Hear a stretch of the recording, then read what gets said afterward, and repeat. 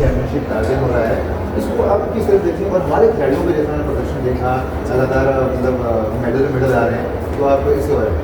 जी निश्चित रूप से हम सभी के लिए, हम सभी भारतीयों के लिए ये एक गौरव का पल है जब भारत में सेकेंड एशियन योगासना स्पोर्ट्स चैंपियनशिप का आयोजन हो रहा है।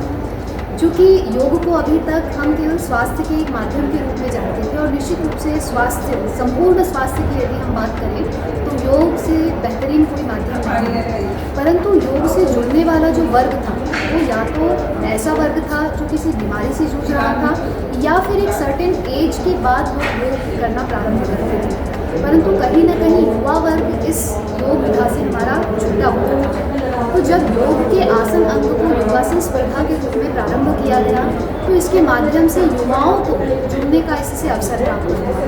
मैं यदि स्वयं अपनी बात करूं तो मुझे 2004 में, जब मैं मात्र 12 वर्ष की थी, तो योगासन स्पर्धा के माध्यम से मुझे योग से जुड़ने का अवसर प्राप्त हुआ। और आज उसी का यह फल है, ये उसी की फलश्रुति है कि आज इतनी बड़ी चैंपियनशिप में भारत का प्रतिनिधित्व करने का अवसर मुझे प्राप्त हो रहा है। भारत योग की जननी है। हम सभी जानते हैं कि वर्ल्ड योग डे के माध्यम से भारत ने ही पूरे विश्व में योग को पहुंचाया है, और योगासन को भी भारत ही पूरे विश्व में पहुंचाने वाला है। मैं सभी की जानकारी के लिए बताना चाहती हूँ कि योगासन को खेल के रूप में वैश्विक रूप में प्रचार प्रसार करने के लिए वैश्विक स्तर पर वर्ल्ड योगासना, एशियन कंट्रीज़ के लेवल पर एशियन योगासना, और भारत में इसके कार्य को कार्यान्वित करने के लिए योगासन भारत का गठन किया गया है।